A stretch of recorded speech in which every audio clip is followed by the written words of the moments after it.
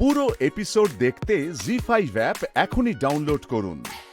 গীতিকাদি মথুয়া সংগঠন থেকে আপনি এসেছেন, এই সংগঠন সম্পর্কে একটু বলুন। শ্রী শ্রী হরিচাঁদ ঠাকুর 1812 খ্রিস্টাব্দের 11ই মার্চ উনি জন্মগ্রহণ করেছিলেন অখণ্ড ভারত ভূমিতে, ওপার বাংলায়। উনি যখন এই মতুয়া ধর্মটা দিলেন, যে এই ভারত ভূমির মূল নিবাসী যারা, তারা এই অন্ধকারের মধ্যে রয়েছে, কুসংস্কারের মধ্যে রয়েছে, নিষ্পেষিত, বঞ্চিত, অবহেলিত, অধিকারহীন মানুষ। এই মানুষদের মুক্তি দিতে হবে, এদেরকে আলো দিতে হবে, মানুষের জীবনধারাকে বদলে দিয়ে এই মানুষের উন্নতি ঘটাতে হবে। তিনি সংঘ শক্তি, একটা সংঘ শক্তি চিন্তা করলেন। সেই সংঘ শক্তি হিসাবে একটা দল তৈরি করলেন। দল, আমার সঙ্গে দল এসেছে, এনারা সেই দলের বাজনা গান সব হবে। তো ওই সংঘ শক্তি তিনি তৈরি করলেন। করতে করতে সিধা মোড়াকান্দিতে ওপার বাংলায়, সারা ভারতবর্ষে এপার বাংলা ওপার বাংলা মিলে একটা মতুয়া মহাসংঘ তৈরি করলেন। এবং এটা কেন্দ্র কমিটি, অল ইন্ডিয়া মতুয়া মহাসংঘ। এবং এই মতুয়া মহাসংঘের আন্ডারে জেলা কমিটি আছে, জেলা কমিটির আন্ডারে ব্লক কমিটি আছে, ব্লক কমিটির আন্ডারে আঞ্চলিক কমিটি আছে। আমার জীবনের শুরু আঞ্চলিক কমিটি দিয়ে। আমি অত্যন্ত গরিব ঘরে জন্মগ্রহণ করেছিলাম, আমার 61+ বয়স। তাহলে সেই সময় মেয়েরা, আমি যে গ্রামে থাকি সেই গ্রামে মেয়েদের পড়াশুনো করার অধিকার ছিল না। কিন্তু আমার দিদা ছিলেন একেবারে সাত্ত্বিক, মতুয়া ধর্মে আছে শুদ্ধ মানুষ তৈরি করা। আমার দিদা ছিলেন শুদ্ধ মানুষ। দিদার কোলে থেকে থেকে ওই শ্রী শ্রী হরিলীলামৃতটা, ওর সারাংশটা বুঝেছিলাম।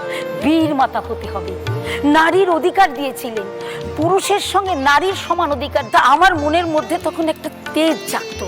খেলতে ভীষণ ভালোবাসতাম। আমি ডিস্ট্রিক্ট লেভেল, আমি চাকরি করেছি, আমার ফার্স্ট পোস্টিং হয়েছিল। আমি ফিজিক্যাল এডুকেশন ট্রেনার আছি আমার। আমি কল্যাণী ইউনিভার্সিটি থেকে হোস্টেল থেকে পড়াশোনা করেছি, মডার্ন হিস্ট্রি নিয়ে এমএও পাস করেছি। আমি হিস্ট্রি টিচার, আবার ফিজিক্যাল এডুকেশনের টিচার, দুটো ডিপার্টমেন্টে আমি মধ্যপুর কেন্দ্রীয় আদর্শ বালিকা বিদ্যালয়ে চালাতাম। তা এর পেছনে আমার সমাজ। নৌকা বাইচের প্লেয়ার তুমি। হ্যাঁ দিদি, কিভাবে শুরু হলো এটা?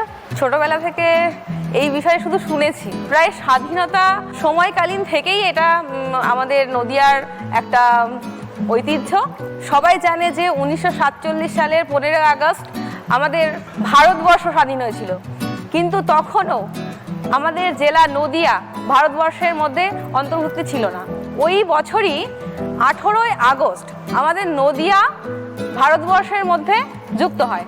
তো সেই নদিয়ার যে স্বাধীনতা দিবস, সেই ঐতিহ্য, সেই দিনটিকে স্মরণ করার জন্য আমাদের নদিয়া শিবনিবাস নামের একটা জায়গায় চূর্ণী নদীতে একটা পুরো দিনব্যাপী নারী পুরুষ নির্বিশেষে সবাই পার্টিসিপেট করতে পারে। আমার সাবজেক্ট ছিল ফিজিক্যাল এডুকেশন। তো সেই সূত্রে আমার নানান রকমের খেলার সঙ্গে পরিচিত হই এবং নৌকা বাইচের প্রতি একটা আলাদা রকমের ভাবমূর্তি তৈরি হয়েছে আমার মধ্যে। তো এখানে যখন আমি নৌকা বাইচের মধ্যে যখন আমি যুক্ত হই, তখন আমি সবে মাত্র গ্রাজুয়েশন কমপ্লিট করেছি।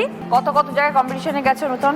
আমি 2017 সাল থেকে প্রশিক্ষণ নিচ্ছি। ধীরে ধীরে আমি জেলার যে অনুষ্ঠানগুলো হতো সেখানে পার্টিসিপেট করি।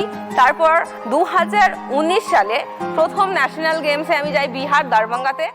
জি5 ডাউনলোড করুন আর সব এপিসোড দেখুন একদম ফ্রি।